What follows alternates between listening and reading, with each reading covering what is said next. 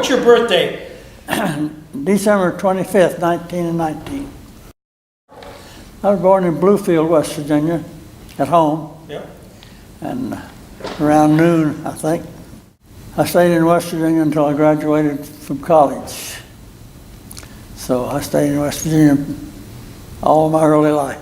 I was commissioned in the Corps of Engineers when I got out of, finished VPI. Mm-hmm. But I didn't go into the Army directly. I wavered that and went to flying school in the Army Air Corps Flying School. Parks Air College, East St. Louis, for basic training. And then they sent to San Angelo, Texas. A little bigger airplane, a little harder to fly.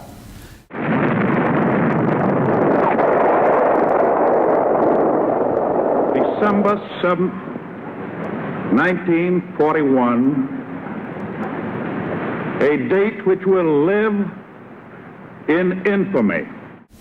Well, I was in flying school, basic. I finished primary. I was in San Angelo, Texas. That was just, and we all odd and new didn't know what to do. But we were in the blue uniforms as a cadet, and they had us send everything home the next day, but they got issued stuff. And I remember very, very well. We talked about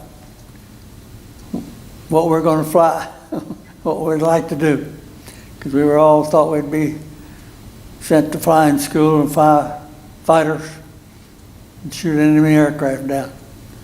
That's about what the most of the thing was about. And I got my wings one day, March the 7th, and I was told to report to operations with everything I owned next morning by 8 o'clock, and I did, and we were handed orders and says you can open those in flight. We got in the back of us, a whole bunch of us, 20 of us, in 2 different C-47s, and we ended up in Panama. So about 3 days later we were in Panama. That was in March, so we were all in winter uniforms, and they gave us 3 days to find some summer uniforms and report back, and I was sent to David, Panama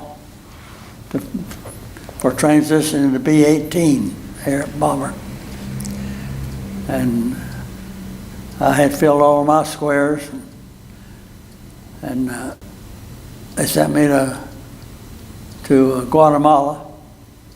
In Guatemala, we were flying B-17s on sub-patrol, and I was flying co-pilot with different pilots. We fly on 2 days and off a day, and there were about 12 to 13-hour flights out over the Pacific guarding the Panama Canal.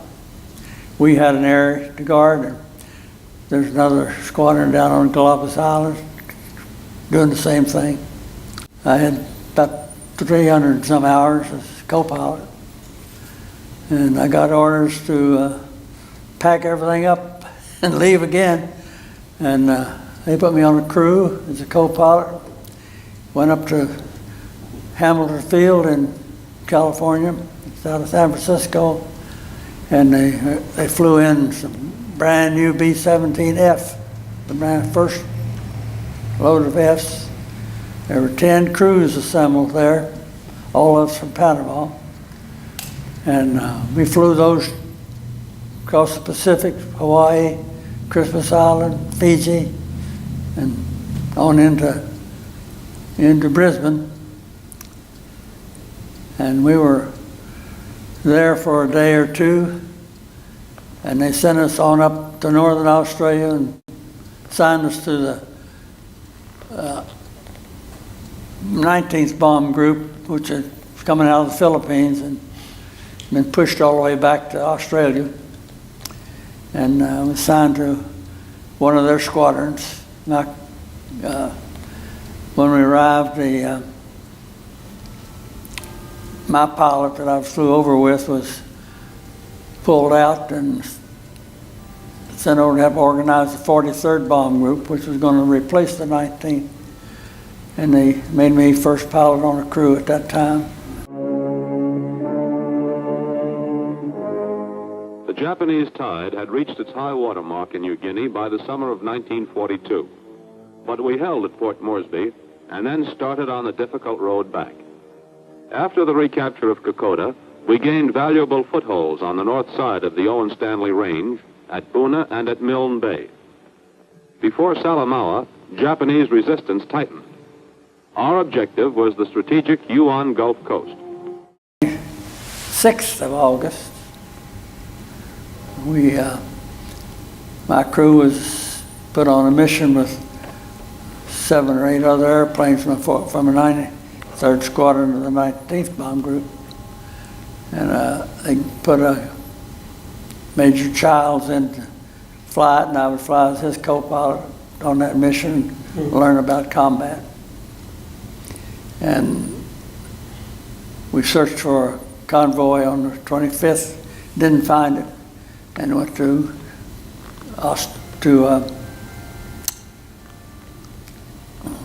New Guinea, Port Moresby, New Guinea.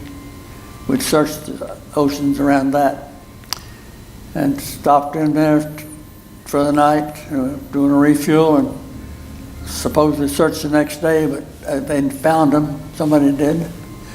And we took off before dawn on the 26th and flew directly to Milne Bay. The Japs were landing there. And we flew into a very heavy ack-ack at about 2,500 feet under the clouds. My bombardier was killed and my navigator was wounded. And the people on our left wing were shot down. The people on our right wing was hit like we were. The 2 of us got back to Mariba in Australia that day. And that was the only mission I flew with the 19th. They were coming home. Our bomb group got formed very shortly after that. Here you are, enemy fire, serious enemy fire. Some of your crew was killed, and you get back to base. What are your emotions like at that point? You know, how are you feeling? Well, that's hard to describe.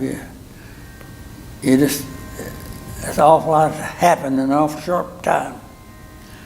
And I'd never been shot at before, looking down into guns. Didn't know what it was at first until we got hit. And I learned a lot on that mission about things we hadn't looked for, hadn't planned ahead for. And it was really, the whole mission was not well done. And having gotten a commission and knew a little bit about military and what you should be doing, because I was then not in charge of anything, doing what they said do.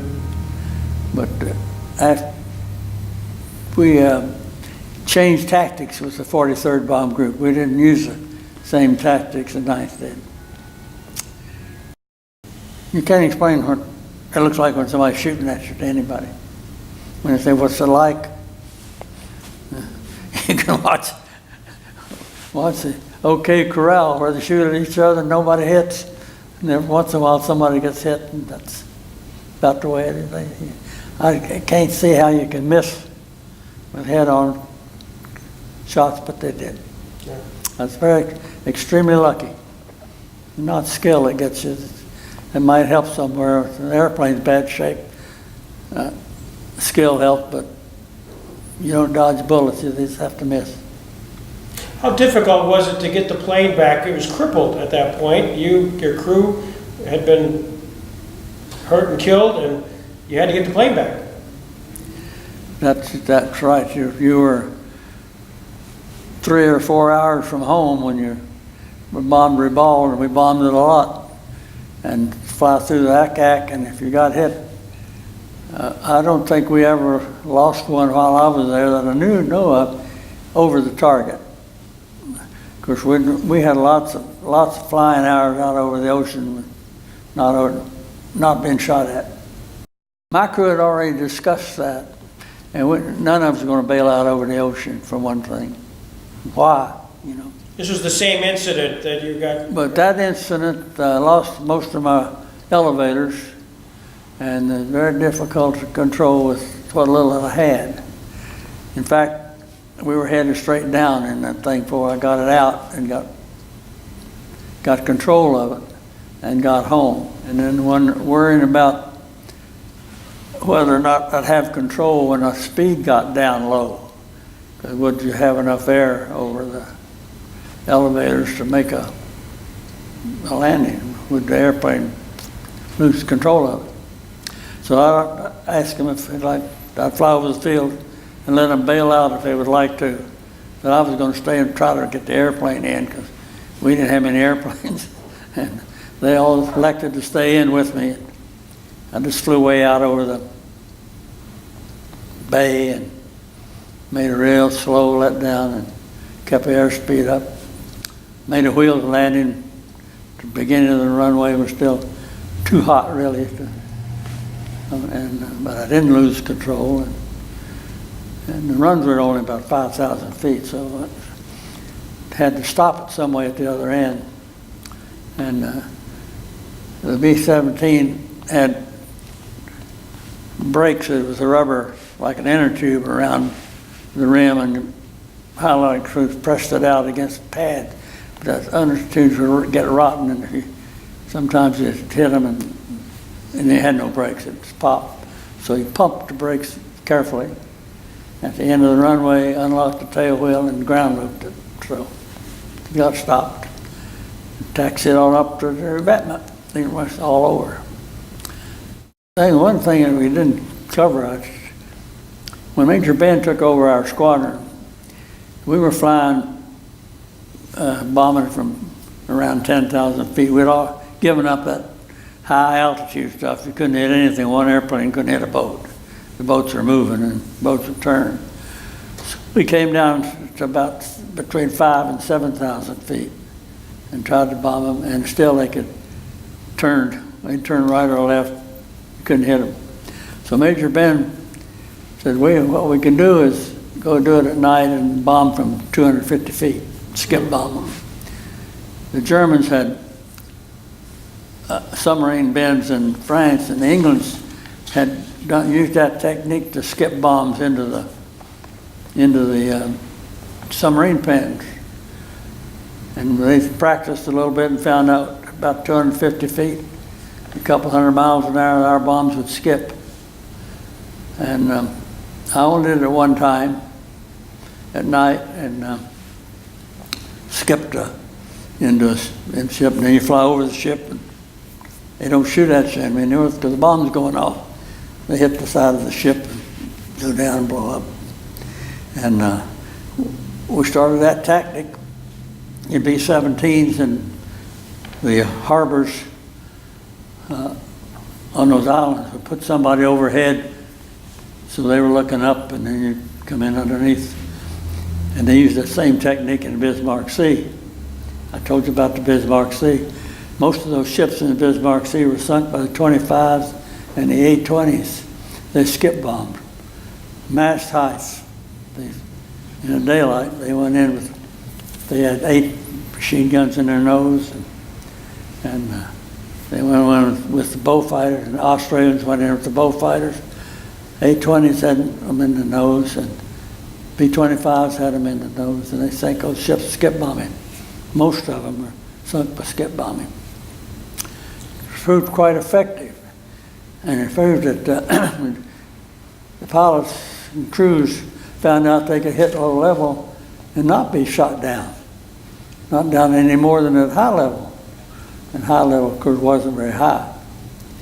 So they used that same tactic on the airfields. The B-820s and the B-25s started hitting the airfields, come down way low, and skip bomb, drop 100-pound parachute bombs over there and ruin their airplanes. And that way we took over the air from the Japanese and had pretty freedom of the air to do the bombing, and that's what helped win the war. And worn out and about ready to go home, and we were replacing them with the 43rd Bomb Group. And our ground crew had already been brought over on the Queen Mary. And they weren't in place, they'd been scattered all around, and had to gather them up and get our group going, which was, I didn't have much part in that. But we got the 43rd going together with at least one squadron.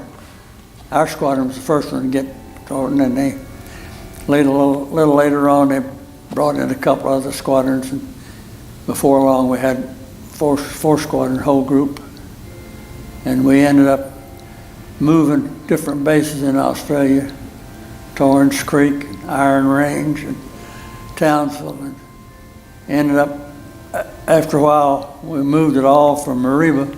We spent, a lot of our missions were flown from Mariba, Australia, up to Port Moresby, and you would refuel and then fly on up, usually to Reball and bomb it at night. And fly back to all the way back into Moresby, gas up and bring the airplanes back to Australia because the Japs were bombing us at Port Moresby. We didn't want to leave the airplanes there very long, the B-17s. How was the morale with the bomber group? How did you feel? Amazingly well, and they all working hard. We had to patch up those things. We didn't have them hard to get parts. If we lost an engine, we didn't have a replacement there. We had some in Australia, and we could get it quicker by make a 3-engine takeoff and go down to Townsville and have an engine put on and bring it back up. It's about a 3.5-hour flight down to Australia. Still running heavy maintenance out of Australia.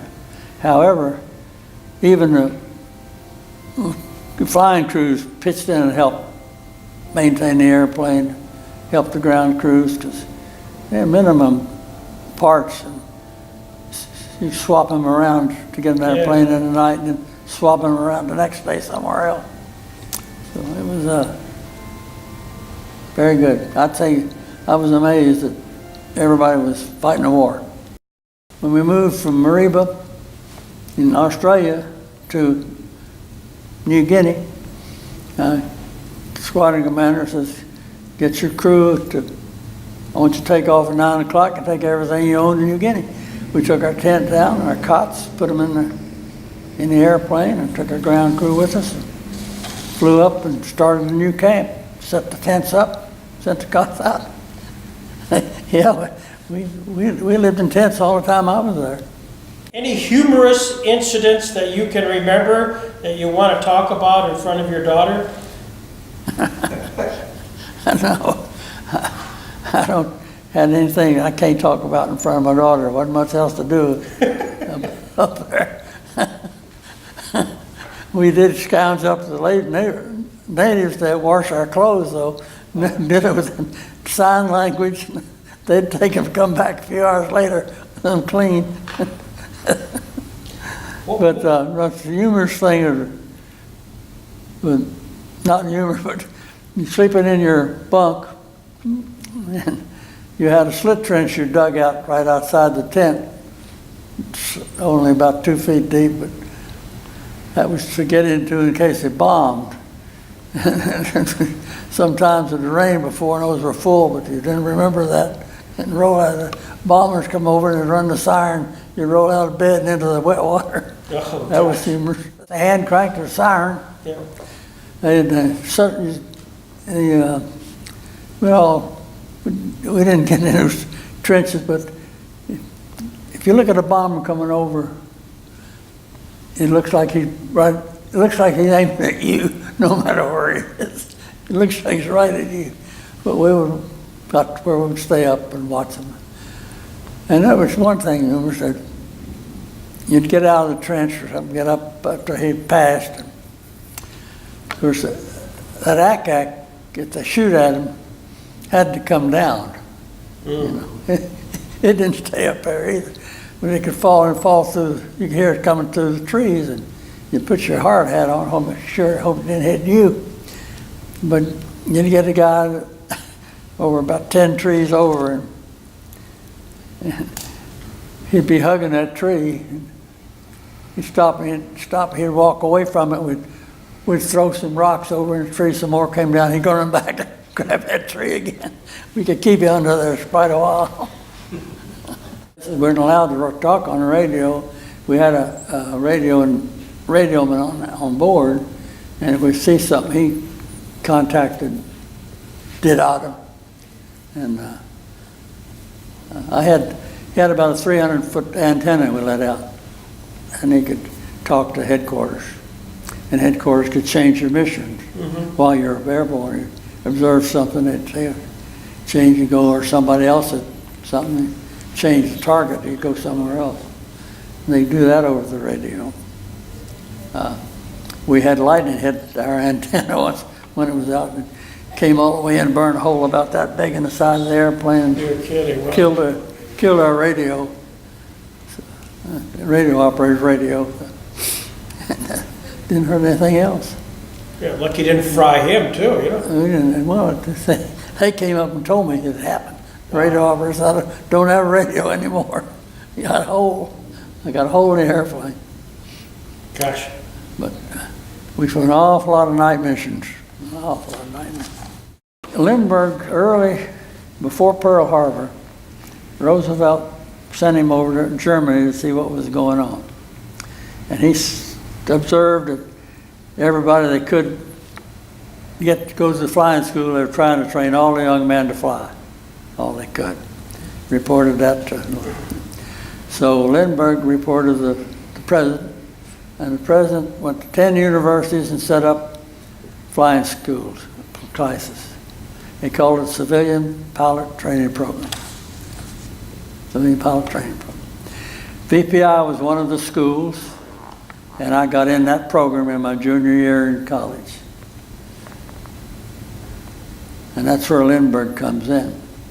Now later on, Lindbergh, when we got the P-38s over in our area, New Guinea area, Lindbergh came over to teach them not how to fly, but teach them cruise control, so they could stay aloft a lot longer. Because they were fire violent and burning up all their fuel too quickly and have to come home and not protect anybody. So he showed them. I understand that he shot down a couple planes, but he wasn't supposed to even fly on a combat mission, but I understand he did. But I don't know that he did. I never saw him while he was over there, but I knew he was in the area.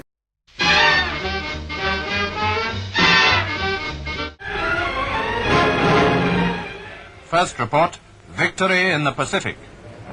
Early in March, the approach of a large Japanese invasion force was reported. Over a score of troop transports and their escorts had been spotted by reconnaissance aircraft, which observed and even photographed the concentration of enemy ships at Rabaul in New Britain. Ever since the Japs had been beaten back in New Guinea, the Allies had been expecting enemy reinforcements in strength, and now they were on the way. The chance to strike a great blow from the air had come. Well, Bismarck Sea was just off the northern shores of New Guinea. Ley and Finch Haven were Japanese bases, and they were trying to come over the hill and down into Port Moresby, the ground troops, and capture Port Moresby and then us take over the island. And we had ground crews over there fighting them, and they were running out of the Japanese had to supply their people. They had the central facility up at Rabaul on New Britain, and we bombed New Britain every night, just about. One of our outfits would bomb Rabaul. That's where they brought their big ships in and unloaded and made the little ones to go out and supply the troops. And they had a large convoy going into Ley. I don't know whether it was going to go to Ley or Bridge. But anyway, we searched it. They came down under the weather. And we didn't find it until we got to about the Bismarck Sea. And they organized the 5th Air Force to go sink it. The Navy wasn't around. They didn't have any of that. They were up fighting over farther in the islands. And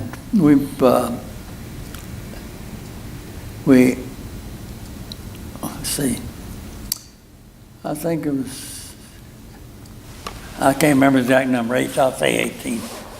In the convoy, included a couple of destroyers, and we were escorting them. And we attacked them. The B-17s were sent in at high altitude, not high, under 10,000 feet. So and we bombed from there. And the B-25s, first the A-20s, the bullfighters, they had organized it all, and they came in and strafed the boats and skip bombed the boats and sank the whole damn convoy. I think one of the destroyers got loose and got back to Reval, but they sunk her. And it's the only place in a Navy battle took place without the Navy, without ships being involved, all done by land aircraft, sunk the whole convoy, which was a division coming down to replace them. So that saved, that was the end of the advance of the Japs down New Guinea. From then on out, they were fighting backwards. Victory rolls signal the news of their success. 22 Jap ships, 15,000 troops, and 102 Jap planes completely wiped out. 1942, then where? 1943, I was there a year. So Yep. 1943, I went to Boise, Idaho, came home and married my lovely wife. And we went to Boise, Idaho, and I found that the guys that had come home ahead of me, many of them were there. And they had B-24s aircraft there. I'd never been in one. But instructed students methods of combat. They arrived there with their whole crew, 10-man crew. And we were giving them the final indoctrination before sending them overseas, checking them out and make sure they were capable of doing the things they had to do. Both kinds, eager to go and those that didn't want to. But they went anyway. The Japanese have accepted our terms fully. That's the word we've just received from the White House in Washington. This, ladies and gentlemen, is the end of the Second World War. You know, hey, we all celebrated. But August 14th, and it happened to be that was my anniversary. I had already made reservations in a real nice nightclub, so I had facilities, but well, everything went to a party. Everyone partied that night. At that point, I was still in Boise, Idaho, and then I moved to Mountain Home, Idaho, which was still lived in Boise, but drove 50-some miles to work, and into a different airplane, B-29, and then they sent me off to school, to instrument find school for instructors. And then I went to B-29 school. Then I went to B-32 school to fly it was a new airplane that came out. We brought those back to Mountain Home, and they were checking out pilots in it. And I guess that's yeah, I'd been to the 29s before that. I guess that's when the war ended. They had some B-32s, got overseas. I thought I was going to go overseas again in there, but the big bomb was dropped and didn't go. I went up to northern, Everett, Washington. They had one of the plotting board stations at Gardner West Coast, and I was assigned there. We were running search and rescue missions for Oregon, Washington, Montana, and Idaho. And I was sent up there as operations officer, and we had airplanes in about 3 bases. We lost airplanes, and we were hunting them. Was that right? Well, they were sending airplanes back to the depots into storage, getting out. War was over, and we were just cleaning up the mess. Yeah. And went from there. I went back to the University of Illinois. I went to the University of Illinois for a year to redo my electrical engineering, brought it up to date. Then I went to Wright-Patterson Air Force Base in Ohio. That's research and engineering. We did working on new airplanes. I stayed in the service 30 years. Always in the research and development part of it. I never went to an operational squadron again. You actually found some time at the Pentagon. I ended up at the Pentagon. Yep. And I went to industrial college in Washington, and ended up in the Pentagon. And then I did my tour there and went to Boeing Field across the Potomac, still in research and engineering, the head of plans for the research and development. And went from there to, well, I was over still in the Washington area, but I was in research, basic research.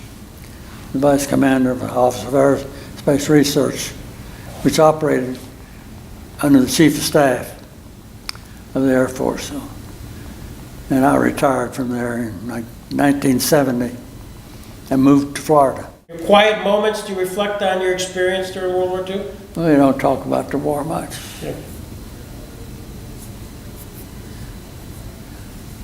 Talk about other people's problems.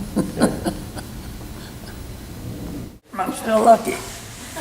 Well, we're the fortunate ones to have you here, and I salute you.